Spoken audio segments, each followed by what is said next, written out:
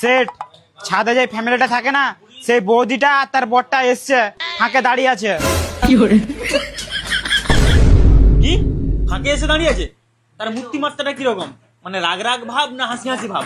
আমি তো দেখলাম রেগে রেগে আছে, আমার মনে হচ্ছে কাকু কেলাবে মনে হচ্ছে আমাদের দোকানে। দাদাকে সব বলে দিয়েছে, তাহলে বৌদির কাছে আমার ক্ষমা চেয়ে লাভটি কি হলো? কানে ধরে উঠবোস করলাম। কি করেছে তুমি কমল? মারা, কালকে ছাদে গেছো, আজকে তোমার মানে প্রবলেম চলে এসছে। আমি বাইরে যাচ্ছি, যদি আমাকে অপমানিত হতে হয় তোমার গাঁড়কে ভাঙবো একদম।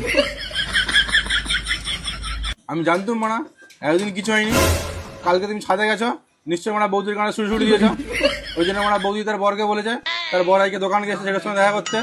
তোমার নিয়ে মানে বেশি গাঁড় দিয়ে দিয়েছে। সত্যি মানা গুরুদেব, তুমি শেষমেশ মানা বৌদির গাঁড়ে সুরসুরি দিয়ে দিলে। এখন যদি মানা বৌদির বর সেটের গাঁড়ে সুরসুরি দিয়ে দেয়, সেট মানা এসে তোমার গাঁড়কে মেরে দেয়। কমলদা, তোমার মানে সুরসুরি দেওয়া সব ডার গেল নিয়ে সেটকে ডেকেছে, সেট বাইরে গেছে, সেটকে যদি অপমানিত হতে হয়নি, তোমাকে মানে তুলে কাছাড়ে মেরে দেবো একবারে। এ কমল, শুনো একবার।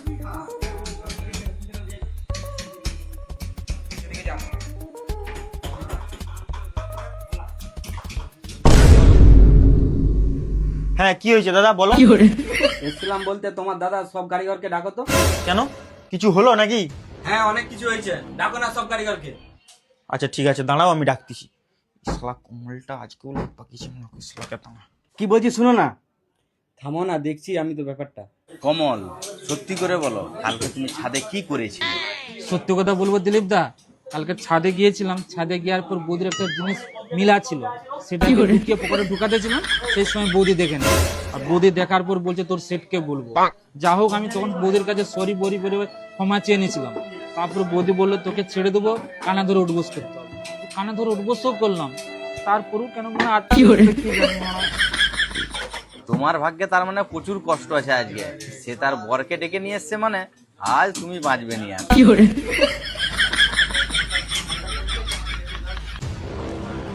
এই সব তাড়াতাড়ি বাইরে চলো, চলো তাড়াতাড়ি, দেখছি তোমাদেরকে কত কি হয়েছে তোমাদের। সেট দেখে গেল, চলো বাইরে চলো, আজকে তোমাকে বৌদির সামনেই কেন। কমল, যেটা ভেবেছিলাম ঠিক সেটাই হয়েছে। চলো বাইরে গিয়ে চলো, কি হচ্ছে দেখি আসি একবার, চলো। হ্যাঁ তোমরা দাঁড়াও, আমি সবাইকে ডেকেছি, এসতেছি এক এক করে।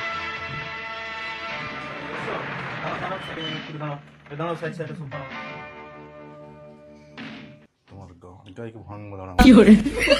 সবাইকে এই জন্য ডেকেছি, কাল আমাদের বাড়িতে সত্যনারায়ণ পুজো, সবাই যাবে। শুধু এই ছেলেটাকে বাদ দিয়ে সবাই যাবে। কেন সবাই যাবে? ও কেন যাবে না?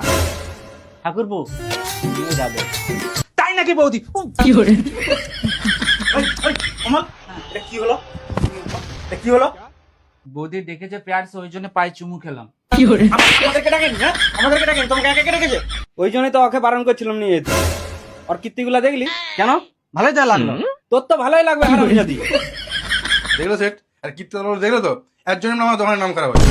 এমন আমি কি করে ফেললাম? শুধু তো পায়ে চুমু। হ্যাঁ হ্যাঁ, তুমি শুধু চুমি খাও, আর কিছু করো না। আমরা তো দেখতে পাইনি তুমি কি করলে। সব তার বর দাঁড়িয়ে আছে এখানে, তাকে চুম খেতে চলে যাচ্ছ। জীবনে শুধরাবি। হ্যাঁ বৌদি, তুমি কি যেন বলছিলে? আরে দাদা, দূর থেকেই বলো না। ও আচ্ছা, বৌদি বলো বলো, তুমি বলতে থাকো। তুমি এবার দেখো, সেটকে দেখো কিরম করছে। কি বলো বলো দেখিনি কমল, যেমন কারিগর তেমন তার মানে সেট, কিছু বলার নেই তোমার দিকার। আচ্ছা তোমাদের এখানে কি পোকা টোকা আছে? গায়ে শিরশির করছে। হ্যাঁ হ্যাঁ, ওই আর কি, সোনার দোকানে যেগুলো থাকে ছাড় পোকা ছোট ছোট। ও এখানে তার জন্য মনে কি ঢুকে গেল। ও দেখো না গো, এখানে কি ঢুকে গেছে, দেখো দেখো। এই চুপ, দেখো না গো, এখানে কি ঢুকে গেছে। দেখো, দেখো তুমি দেখো বলো না না, গো। চুপ করে। সারাদিন আমাকে কোন কেছে কোন দিয়ে দেখো না, একবারে কোনো মান সম্মান নেই। তার তোমাকে দেখতে হবে, তার কি ভাতার নেই, মরে গেছে একবারে। ও কি ঢুকে গেল গো। কোথায় দেখি ঢুকে গেল গো। কি বলবে?